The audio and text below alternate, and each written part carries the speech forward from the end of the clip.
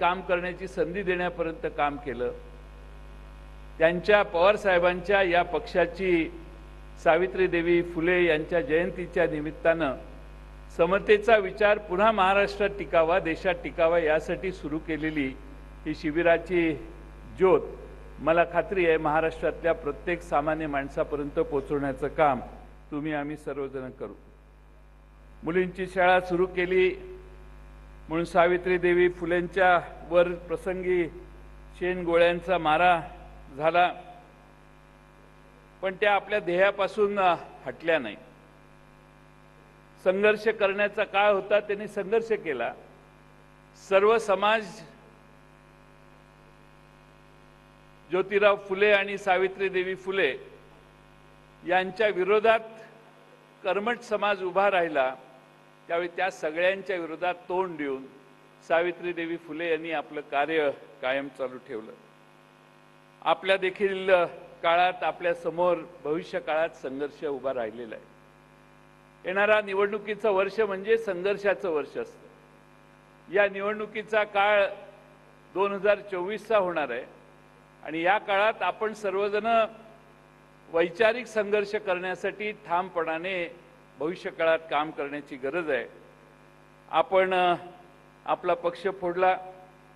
मागच्या वेळी या ठिकाणी शिबिर झालं, त्यावेळी अनेक जण दिग्गज या ठिकाणी समोर बसलेले होते। ते निघून गेल्यामुळं मागच्या कप्प्यात बसलेल्यांना यावेळी पुढच्या कप्प्यात येऊन बसायची संधी मिळालेली। त्यामुळे तुम्हा सर्वांचं जे प्रमोशन झालं त्याबद्दल नव्या वर्षात शुभेच्छा देतो। नाहीतर तुम्हाला काही पुढच्या लाईनीत येऊन बसायची संधी नव्हती। त्यामुळे बसलेल्या पुढच्या लाईनीतल्या सगळ्यांनी गेलेल्यांचे आभार माना। विनोदाचा भाग सोडून द्या, पण आपल्या नेत्यांना त्रास देण्याचं देखील काम झालं। अनिल देशमुख साहेबांच्या सारख्या नेतृत्वाला तुरुंगात जाण्याची वेळ आली। नवाब मलिक यांच्यावर काय प्रसंग आला आपणा सर्वांना माहिती आहे आणि त्यामुळं आपल्या सगळ्यांना या प्रसंगातून जात असताना पवार साहेबांची साथ न सोडता आपल्या सगळ्यांनी काम करायचं ठरवलेलं आहे। आम्ही शाहू फुले आंबेडकरांचा विचार मांडतो।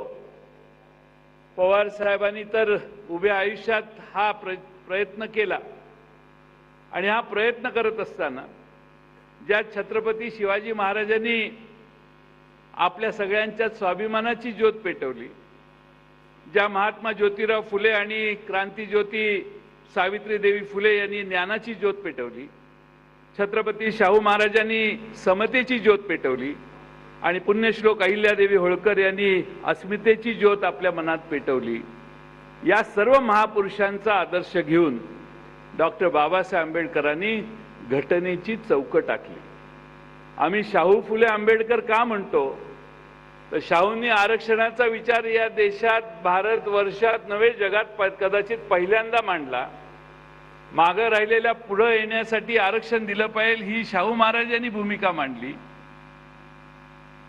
समाजात अनेक घटक मागे राहिलेले हजारो वर्षाच्या चातुर्वर्णात अडकलेले जे आहेत त्यांना पुढे येण्याची संधी दिली पाहिजे हे शाहू महाराजांनी मान्य केलं आणि त्यानंतर महात्मा ज्योतिराव फुले यांनी नुसता जातीभेद नाही आहे तर स्त्री पुरुषांचा देखील समाजात भेद आहे, त्या बहिणीला आपल्या पुढे आणण्याचं काम आपण केलं पाहिजे हा विचार दिला।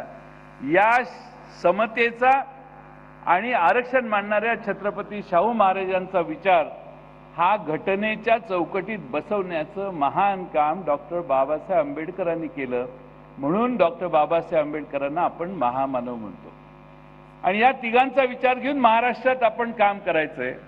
तो काम करत असताना आपल्याला राष्ट्रवादी काँग्रेस पक्षाला ही पुरोगामी विचाराची ज्योत पेटवत राहायचंय आणि म्हणून या निमित्तानं 2 दिवसात आपल्याला विविध वक्त्यांचं मार्गदर्शन मिळणार आहे।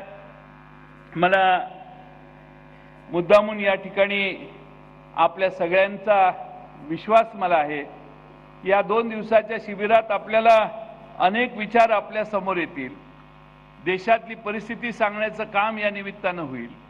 आपण सगळ्यांनी याची नोंद करा विचारांची आणि मुद्द्यांची। आपण कमी कुठं पडतोय तर आपण बोलण्यात कमी पडतोय।